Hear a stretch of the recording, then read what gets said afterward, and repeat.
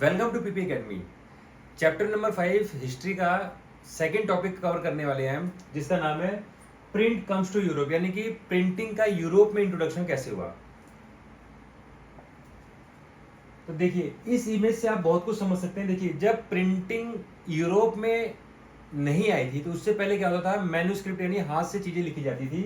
वो इस इमेज से आप समझ सकते हैं कि ये हाथ से लिखी जा रही हैं। इसके बाद जब यूरोप में, यहाँ एशिया से जब यूरोप में इंट्रोडक्शन हुआ, किसने इंट्रोड्यूस किया ये देखिए, 1450 और 1550 के आसपास पूरे यूरोप में फैल गया था ये। मार्को पोलो साहब एक ट्रेवलर थे जिन्होंने ये वुड ब्लॉक प्रिंटिंग का आइडिया चाइना से या यूरोप में लेकर आए थे। और जब ये यूरोप में लेकर आए तो सबसे पहले क्या चीजें प्रिंट हुई, रिलीजियस टेक्स्ट, इसको आप देख सकते हैं, religious text, playing card, short text, इस तरह की चीजें सबसे पहले प्रिंट हुई थी।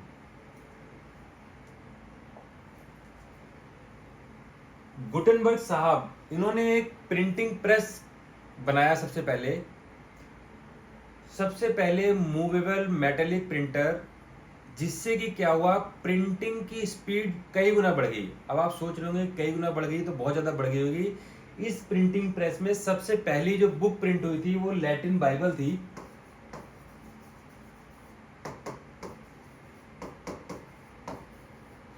और इन्होंने 180 कॉपीज बनाई थी इसकी। और सोचिए आपने टाइम कितना लगा होगा, इस 180 कॉपीज को बनाने में इनको 3 इयर्स लग गए थे। गुटेनबर्ग साहब के जो प्रिंटिंग प्रेस था उससे जो सबसे पहली बुक प्रिंट हुई लैटिन बाइबल, उसकी 180 कॉपीज बनाई। और इसको ना गुटेनबर्ग बाइबल भी कहते हैं।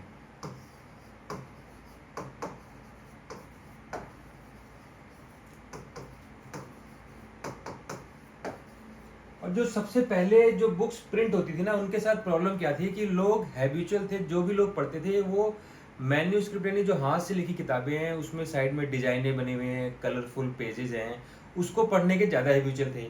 ये चीज़ें प्रिंटिंग प्रेस में कम आ पाती थी, तो इसको कोशिश ये की जाती थी कि पहले बुक प्रिंट हुई, उसके बाद ना इसमें कलरिंग की जाती थी, साइड में बॉर्डरिंग की जाती थी। कोशिश ये की जाती थी कि इनके फॉन्ट, इनके कलर, साइड के डिजाइन्स वगैरह जो पहले मैन्युस्क्रिप्ट में थे, मैनुअली जो प्रिंट लिखी जाती थी किताबें, उससे ज़्यादा से ज़्यादा मैच की जाए। क्यों किया जाता था ऐसे? क्योंकि कहीं लोग इसको पसंद ना ही करें। अब इतनी बड़ा इन्वेंशन है, लोगों ने इतना पैसा इन्वेस्ट किया है, और अगर लोगों ने इसको पढ़ा ही नहीं, लोगों ने एक्सेप्ट नहीं किया, तो ये टेक्नोलॉजी बेकार हो जाएगी। तो स्टार्टिंग में सारा फोकस था कि उसको मैन्युस्क्रिप्ट से मैच करना है। इससे कॉस्ट कम हो रही थी, स्पीड बढ़ रही थी, लेकिन जो फाइनल प्रोडक्ट निकल के आ रहा था उसको उससे मैच कराने की कोशिश की जा रही थी कि जो हाथ से लिखी जा रही थी किताबें। देखिए, अब यूरोप में जब प्रिंटिंग का इंट्रोडक्शन हुआ तो सबसे पहले तो 11वीं सेंचुरी में पेपर आया। पेपर आने से पहले क्या था, देखिए उससे पहले ना एक एक्सपेंसिव वेलम था।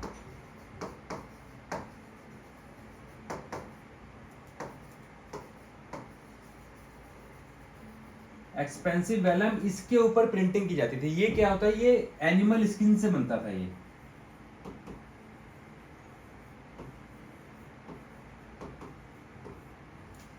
एनिमल स्किन से बनने की वजह से लिमिटेड था, बहुत ज्यादा कॉस्टली था।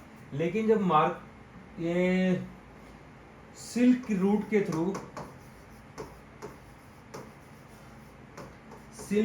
थ्रू 11वीं सेंचुरी में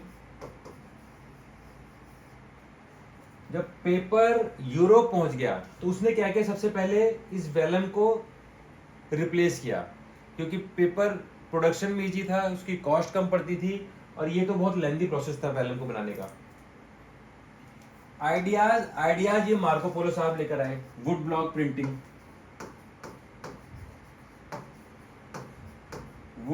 प्रिंटिंग, यानी कि पेपर आ गया, वहां पर आइडिया आ गया एशिया से यूरोप में। देखिए बहुत ही इंपॉर्टेंट क्वेश्चन है और ये आपको एग्जाम में लिखना पड़ेगा, यही वाला क्वेश्चन एग्जाम में पूछा जाता है। तो इसके लिए आपको ये पॉइंट याद रखने पड़ेंगे कि क्या क्या बताया मैंने आपको? पेपर बता दिया, सिल्क रूट के थ्रू चाइना से यूरोप में पेपर पहुंचा। आइडिया, एक ट्रेवलर थे मार्को पोलो, वो लेकर आए वुड ब्लॉक प्रिंटिंग का। उसके बाद गुटनबर्ग ब्रेक थ्रू, यानी गुटनबर्ग ने एक मेटल का मूवेबल प्रिंटिंग प्रेस बनाया, मेटेलिक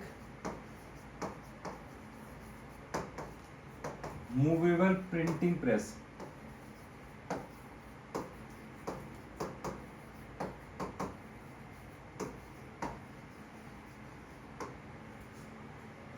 जिससे क्या हुआ, प्रिंटिंग की स्पीड बढ़ गई। जैसा कि अभी लास्ट स्लाइड में आपको बताया था कि गुटनबर्ग प्रिंटिंग प्रेस कैसे दिखता था, ये इस तरह से दिखता था। ये मेटेलिक का था, इसको स्क्रू एंड ऑयल का यूज करके इसके अंदर प्रिंटिंग की जाती थी। तो इससे क्या हुआ, प्रिंटिंग स्पीड अप हो गई। और स्पीड और इम्पैक्ट की अगर हम बात करें, ये जो है यूरोप में कहाँ कहाँ फैल चुका था, फ्रांस, जर्मनी, इटली। और इसका इम्पैक्ट क्या हुआ, देखिए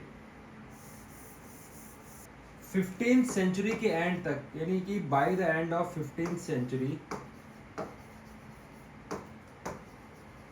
bye the end of 15th century 20 million copies,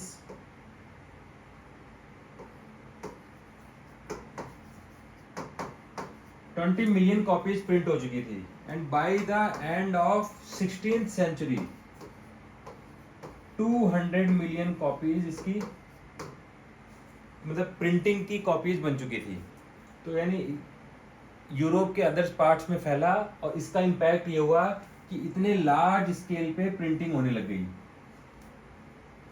तो इस चैप्टर का second point, printing comes to Europe, यहाँ पर खत्म होता है। नेक्स्ट टॉपिक हम नेक्स्ट वीडियो में देखेंगे। Thanks for watching. अगर आपने चैनल को अब तक सब्सक्राइब नहीं किया तो प्लीज़ चैनल को सब्सक्राइब कर लीजिए। Thanks for watching.